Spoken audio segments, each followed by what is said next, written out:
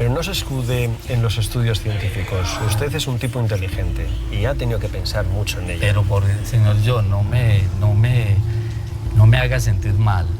Un asesino metódico, ordenado, que atacaba con premeditación, que elegía bien a sus víctimas, que apuntaba los lugares donde los había asesinado.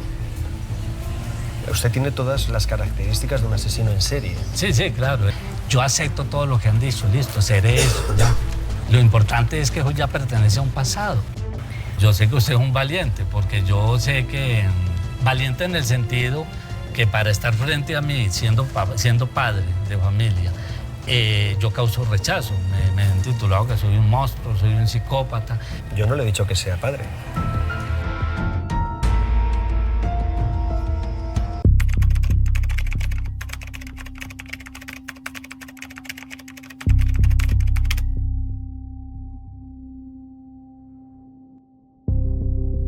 Luiz Gavarito Cubillos, você não está preparado para o que esse nome representa. Não é só mais um criminoso comum, é alguém que atravessou cidades inteiras deixando um rastro que ninguém conseguiu enxergar.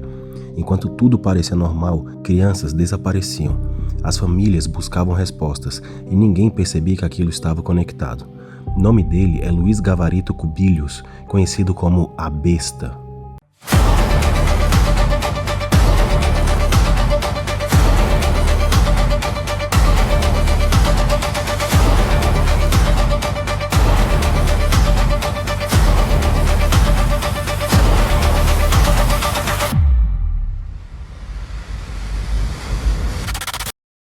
O mais perturbador dessa história não está só no que ele fez, está em como ele conseguiu continuar. Ele não chamava atenção, não parecia perigoso.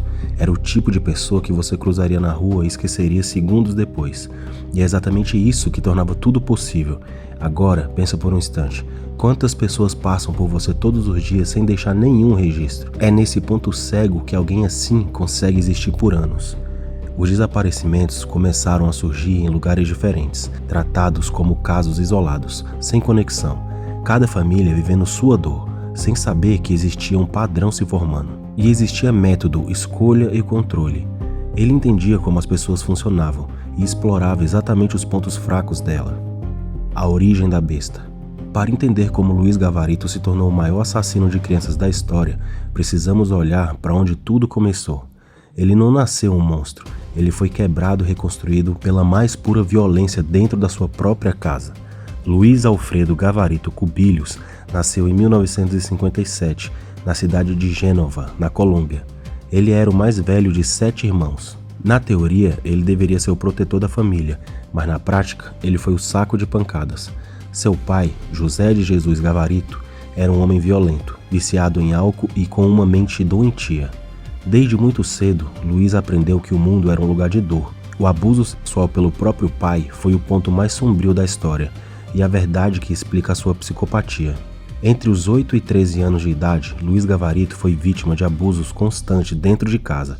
Seu pai não apenas batia nele, ele o violou sistematicamente. José de Jesus usava a força para dominar o filho. Ele forçava o menino a tirar a roupa e se forçava repetidamente, muitas vezes, logo depois de graves agressões físicas. O pai usava o medo para manter Luiz calado, dizendo que se ele contasse para alguém, seria morto. Esses ataques destruíram a cabeça de Gavarito. Ele cresceu vendo o sexo e a violência como uma coisa só, uma forma de poder. As torturas físicas. Quando não estava sendo abusado do jeito anteriormente mencionado, Gavarito era torturado fisicamente. O pai o amarrava e batia nele com chicote de couro e fios elétricos. Havia castigos onde ele era obrigado a ficar de joelhos em cima de grãos de milho por horas. Se ele chorasse, apanhava mais. Além do pai, Luiz Gavarito foi abusado por 2 vizinhos que se aproveitavam da situação. Ele tentou pedir ajuda, mas sua mãe era uma mulher submissa que tinha medo do marido e nunca fez nada para salvar o filho. Toda essa dor criou um homem que sabia como se esconder. Gavarito tinha uma aparência totalmente comum.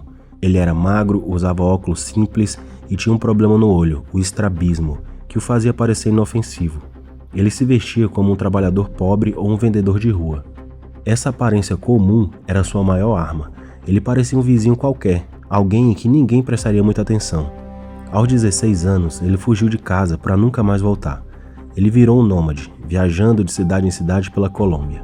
Ele trabalhava com coisas pequenas, como vender santinhos e imagens religiosas, e foi nessa época que ele aprendeu a observar as pessoas.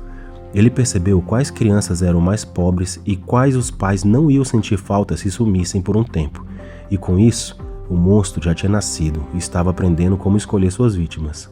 Luiz Gavarito escolhia meninos que lembravam ele mesmo quando era criança. Quando capturava suas vítimas, ele imobilizava e submetia elas a atos de extrema crueldade e violência física. Ele estava, na verdade, tentando se vingar do que o pai fez com ele. Na cabeça dele, ao eliminar aquelas crianças, ele deixava de ser a vítima indefesa e se tornava o agressor poderoso. Ele se tornou o próprio pai, repetindo o ciclo de horror em uma escala que o mundo nunca tinha visto. A mente de Luiz Gavarito não se transformou de um dia para o outro. Foi um processo lento e silencioso de destruição interna. Depois de passar anos sofrendo agressões extremas dentro de casa, ele desenvolveu uma visão do mundo completamente distorcida. Essa percepção fez com que ele enxergasse as pessoas não como indivíduos, mas como alvos para aliviar o peso da sua própria história. Com o passar do tempo, essa agressividade reprimida começou a pedir uma válvula de escape. Ele sentiu a necessidade crescente de estar no controle absoluto de qualquer situação. Esse desejo de domínio começou a se manifestar em pequenas manipulações no dia a dia, testando a confiança de estranhos e medindo a vulnerabilidade de quem cruzava o seu caminho. Ele descobriu que sua aparência inofensiva era o disfarce perfeito para esconder uma personalidade cada vez mais instável e perigosa. Enquanto ele viajava sem destino fixo, suas fantasias se tornavam mais frequentes e detalhadas. O que antes era apenas pensamentos passageiros sobre vingança contra o seu passado, tornaram-se planos arquitetados com precisão.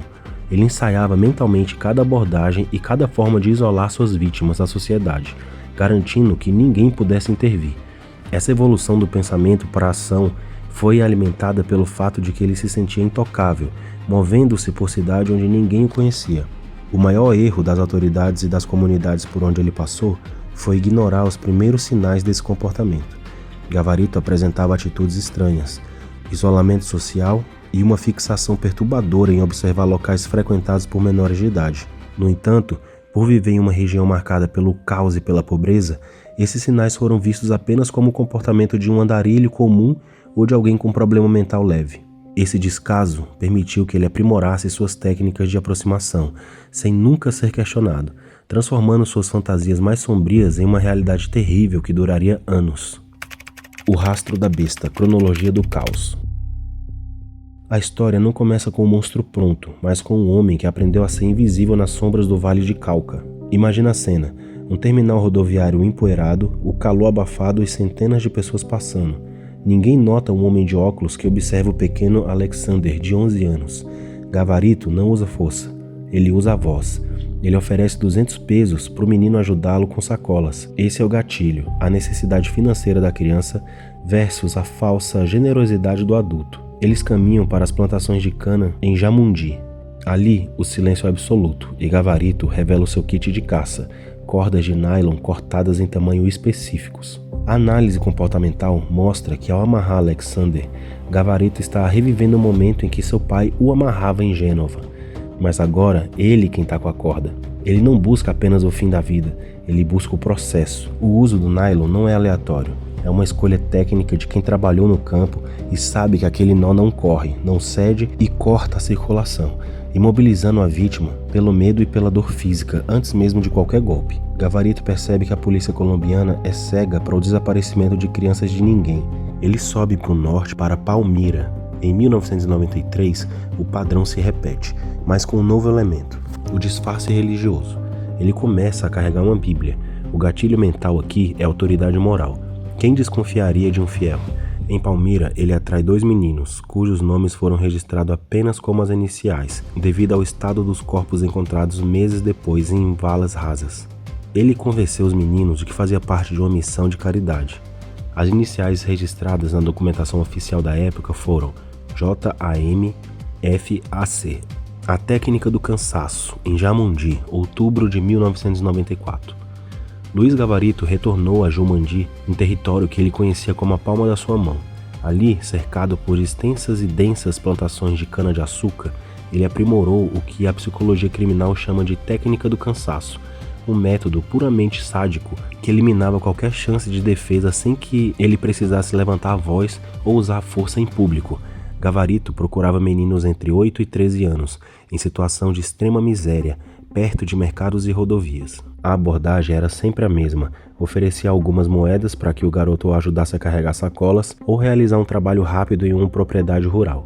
Para a criança, que muitas vezes não tinha o que comer em casa, aquela falsa generosidade era um alívio irresistível.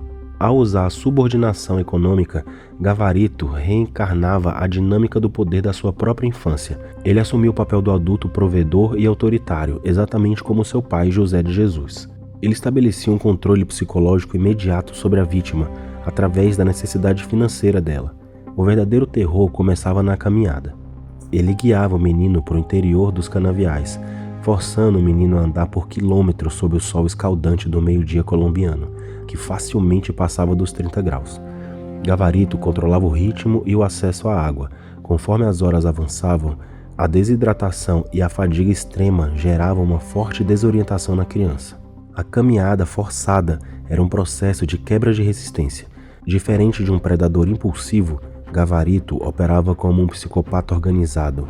Ele sentia prazer em ver a energia e a vitalidade da criança acabar lentamente. Para ele, o processo de dominação começava muito antes do ataque físico. O esgotamento da vítima alimentava sua necessidade neurótica de controle absoluto. Quando o menino finalmente atingiu o ponto de colapso, exausto, com sede e sentando no chão por não conseguir mais dar nenhum passo, o seu instinto de sobrevivência e sua capacidade de correr desapareciam por completo. Era nesse estado de vulnerabilidade total que Gavarito mudava sua postura e agia, utilizando suas cordas de nylon. O rastro sem nome nos canaviais, a escolha de Jumanji naquele período não foi por acaso. A vegetação alta das plantações funcionava como uma barreira visual e acústica perfeita. Ninguém conseguia ver ou ouvir o que acontecia ali dentro. Em outubro de 1994, Gavarito tirou a vida de pelo menos 3 meninos na zona rural do município, utilizando essa exaustão extrema como sua principal aliada. No entanto, a identificação nominal dessas vítimas se tornaram um dos capítulos mais trágicos para os investigadores. Devido ao caos institucional da Colômbia na década de 90 e ao perfil humilde das famílias, a polícia local costumava tratar o sumiço dessas crianças apenas como fugas voluntárias de casa, arquivando os casos sem qualquer investigação profunda. Gavarito tinha plena consciência da negligência do Estado e da sociedade com as classes mais pobres. Ele escolhia alvos que considerava descartáveis, porque sabia que ninguém moveria forças para procurá-las. Essa impunidade alimentava sua sensação de onipotência, fazendo acreditar que ele era um deus, decidindo quem deveria viver ou morrer. Quando a máscara do assassino finalmente caiu em 1999, ele demonstrou uma memória fotográfica assustadora para os locais de descarte, mas uma total indiferença pelas identidades civis das suas vítimas. Ele guiou os peritos forenses pelos canaviais de Jamundi, apontando exatamente onde estavam as valas, mas os restos esqueléticos de 3 meninos encontrados ali haviam sido tão castigados pelo tempo que não puderam ser identificados por nomes. Nos arquivos do processo, eles deixaram de ser os filhos de alguém para se tornarem apenas relatórios com a sigla NN, que significa não identificado em espanhol. Gavarito lembrava perfeitamente das roupas deles, um de bermuda jeans e camisa amarela, abordado no mercado, e outros 2 capturados em terminais de ônibus, mas os nomes daquelas crianças foram apagados pelo tempo, restando apenas como números na contabilidade de sangue da besta. A cronologia nos leva agora a novembro de 1995, em Armênia. Aqui, Gavarito começa a demonstrar o que a psicologia criminal chama de escala de sadismo. Ele não se contentava mais com a imobilização simples. Ele passou a carregar pequenas garrafas de cachaça barata. Ele forçava as crianças a beber.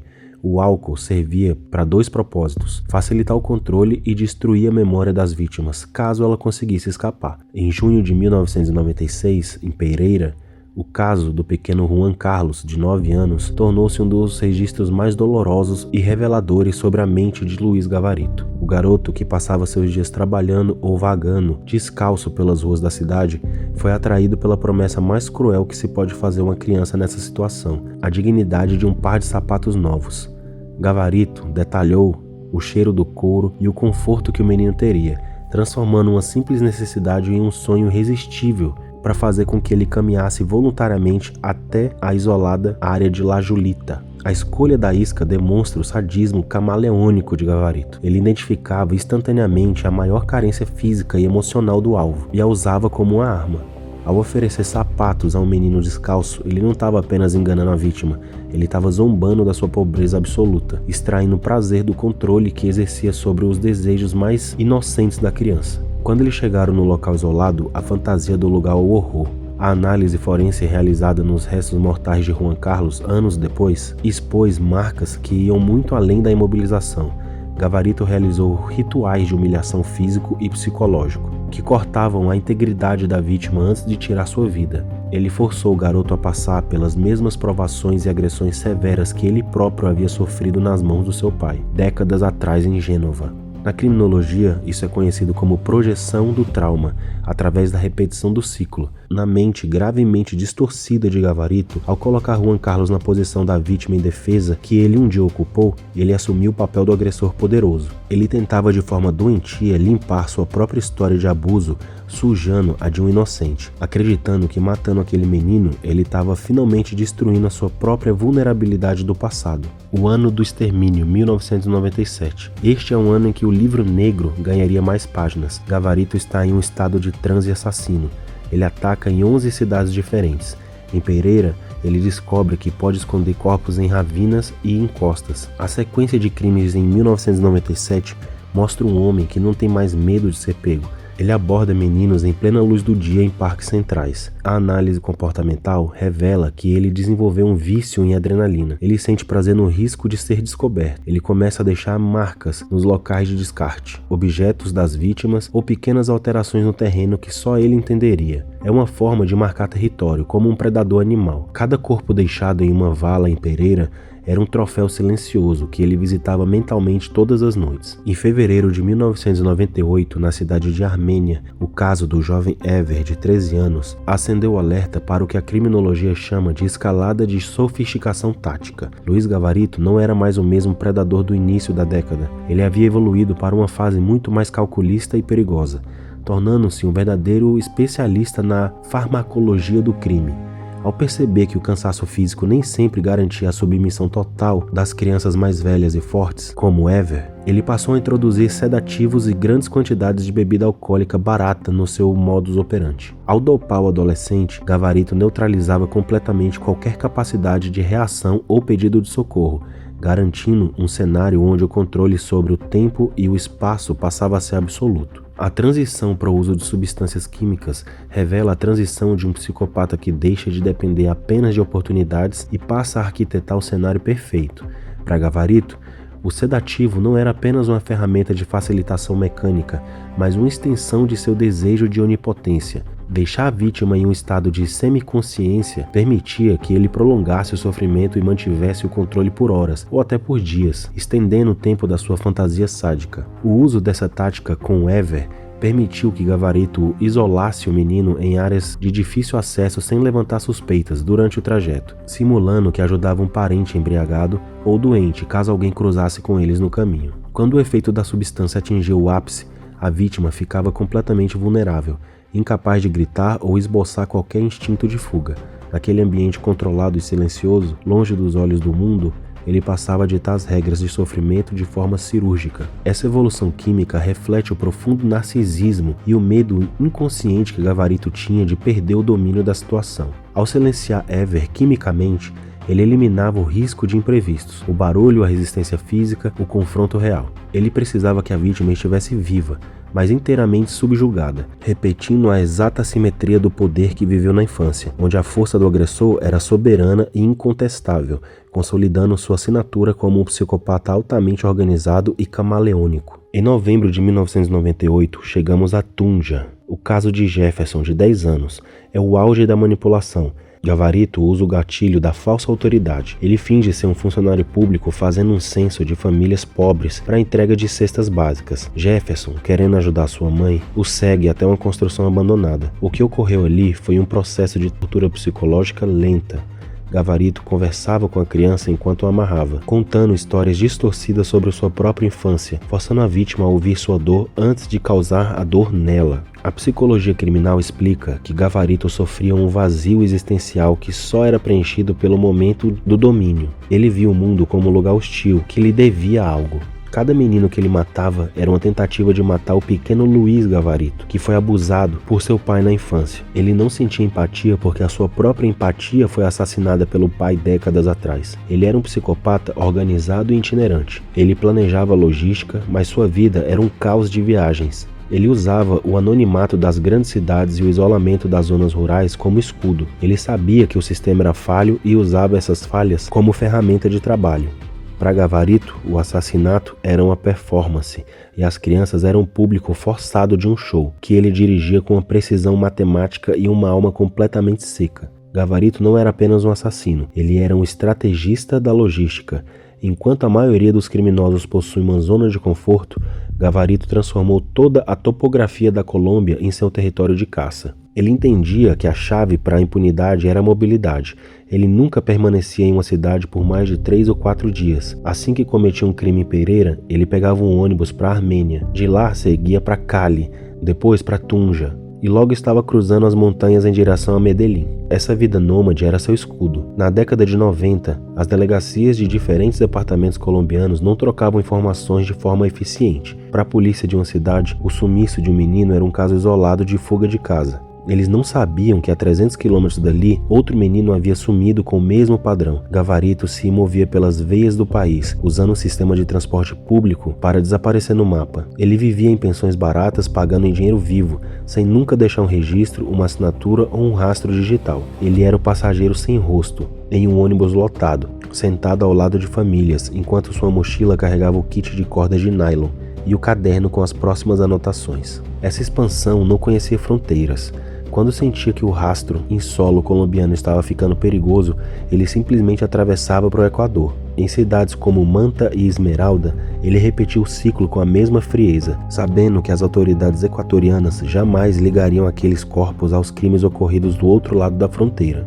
Ele agia como um vírus que se espalhava para evitar a cura, garantindo que as investigações fossem sempre fragmentadas e incompletas. O ponto que tornou esse caso um dos mais chocantes da história da criminologia mundial não é apenas a crueldade, mas a escala. Estamos falando de um número de vítimas que desafia a lógica.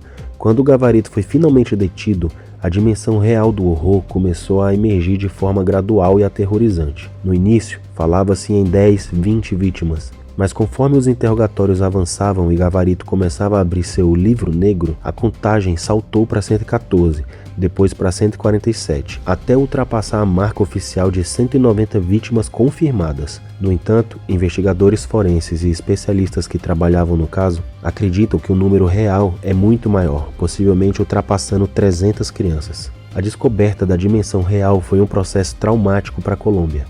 Gavarito começou a confessar os locais de descarte com uma precisão assustadora. Ele guiava as equipes de busca até colinas isoladas e plantações esquecidas, apontando para o chão e dizendo: ali tem um, aqui tem outro. As confissões não eram carregadas de arrependimento, mas de uma frieza técnica. Ele detalhava a idade, a roupa que o menino usava e como ele havia reagido. A descoberta de valas comuns com dezenas de restos mortais em Pereira e outras regiões do país transformou o caso em um trauma nacional. Cada corpo desenterrado era uma prova da falha absoluta da sociedade em proteger os mais vulneráveis. Gavarito não parou por cansaço ou consciência, ele só parou porque foi interrompido. Se não tivesse sido capturado, sua contabilidade de sangue continuaria subindo, alimentada pela sua capacidade de se misturar à multidão e pela sua escolha cruel de vítimas que o mundo prefere não ver. O fim da estrada e a queda de Gavarito. A captura de Luiz Gavarito não foi resultado de uma grande operação tecnológica, mas sim de uma combinação de erros cometidos pelo próprio assassino e a percepção aguçada de policiais que se recusaram a tratar o sumiço de crianças como casos isolados. Durante anos, ele se beneficiou do caos e da falta de comunicação entre as delegacias, mas o cerco começou a se fechar em 1999. O que entregou Gavarito, ironicamente, foi a tentativa de cometer mais um crime. Em abril de 1999, na cidade de Vila Vicêncio, ele tentou abordar um jovem sobrevivente. Diferente das suas outras vítimas, houve resistência e barulho. Populares e a polícia no local interviram. Naquele momento, ele foi preso sob acusação de tentativa de abuso. Ele não foi identificado imediatamente como o monstro que a Colômbia procurava. Ele era apenas um andarilho sujo, de óculos que se identificava com nomes falsos. No entanto, a sorte de Gavarito acabou quando um investigador chamado Camilo Buitrago e a sua equipe começaram a ligar os pontos. Eles já tinham em mãos um perfil geográfico. Sabiam que um homem com as mesmas características físicas, magro, com óculos e um problema no olho esquerdo, estava sendo visto em todos os locais onde os corpos de meninos eram encontrados. Quando as impressões digitais do homem preso em Vila Vicêncio foram cruzadas, a máscara caiu. Ele não era apenas um agressor comum, ele era o dono do rastro de corpos que se estendiam por mais de 11 estados. A peça-chave da investigação foi a busca em seus pertences. A polícia encontrou em uma pequena mala que continha o que seria a prova definitiva, o livro negro. Era um caderno de anotações onde Gavarito, em um ato de narcisismo psicológico, registrava datas, nomes e locais. Haviam também fotos de crianças recortadas de jornais e pequenos objetos que ele guardava como troféu. Diante das evidências esmagadoras e de um interrogatório conduzido com precisão, Gavarito fez o impensável. Ele começou a falar. Em uma série de depoimentos gravados que gelariam o sangue de qualquer um, ele confessou os crimes com uma calma assustadora, guiando os investigadores até as valas comuns, onde centenas de ossadas foram recuperadas. Ele não demonstrava remorso. Ele falava como um funcionário descrevendo sua rotina de trabalho. O julgamento de Gavarito foi um dos momentos mais tensos da história judicial da Colômbia. A indignação popular era tamanha que ele precisava ser transportado sob esquema de segurança dignos de chefes de narcotráficos para evitar o linchamento. Ele foi condenado inicialmente por mais de 138 assassinatos confirmados, mas a soma de suas penas ultrapassava uns 1.853 anos de prisão. Porém, aqui a gente tem a maior ferida no meio desse caos. A legislação colombiana naquela época tinha como pena máxima 40 anos. Além disso, devido à sua colaboração com a justiça, ajudando a encontrar os corpos, e ao seu comportamento na prisão, houve uma redução teórica dessa pena. Isso gerou uma onda de revolta mundial, porque existia o risco real de que um homem com centenas de mortes nas costas pudesse caminhar livre após algumas décadas. ¿Tenía un patrón usted de comportamiento cuando asesinaba? ¿Hacía siempre la misma mecánica? ¿Lo hacía siempre de la misma manera? Pues según lo que han dicho los estudios que han hecho hasta ahora, sí, que tenía un patrón repetitivo, era una conducta repetitiva. ¿Sí me entiende?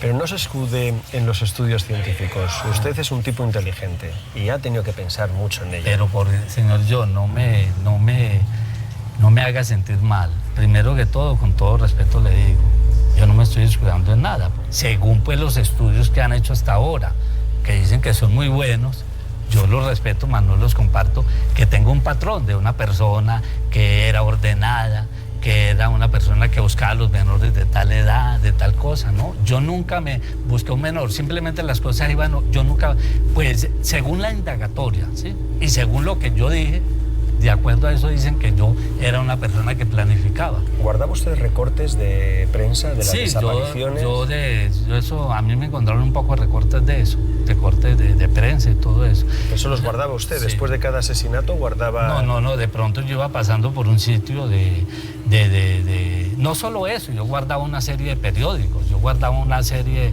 de periódicos de noticias, de una cosa y de la otra, y entre esos guardaba esas desapariciones. Bueno, yo no podría decir ahora por qué las guardaba. Garavito, un asesino contumaz, ordenado, apuntaba sus crímenes, llevaba una cuenta de los niños asesinados, se quedaba con algún recuerdo de algunas de sus víctimas, sabía el lugar exacto de la mayor parte de donde estaban enterrados. No enterraron, escúcheme, no vamos a volver a repetir lo mismo que han dicho todos. Yo no enterré ninguna víctima. Iban quedando así, en la superficie, pero nunca enterré yo ninguna víctima. Yo nunca enterré. Yo únicamente iban quedando así por encima, ahí quedaban, ya quedaban, pero yo nunca enterré. Por eso de acuerdo, nunca los enterró. Sí. Pero le repito, un asesino metódico, ordenado, que atacaba con premeditación, que elegía bien a sus víctimas, que apuntaba en los lugares donde los había asesinado.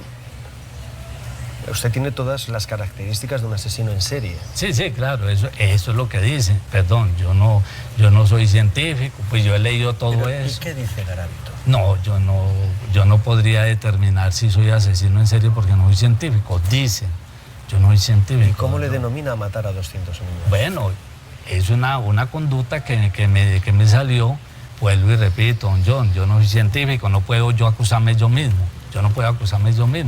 Yo acepto todo lo que han dicho, listo, seré eso, ya. Lo importante es que eso ya pertenece a un pasado. Mucha gente pensará, ¿por qué yo le entrevisto a usted? Que usted no merece la pena ser entrevistado. Yo sé que usted es un valiente, porque yo sé que valiente en el sentido que para estar frente a mí, siendo padre de familia, yo causo rechazo. Me han titulado que soy un monstruo, soy un psicópata. Yo no le he dicho que sea padre.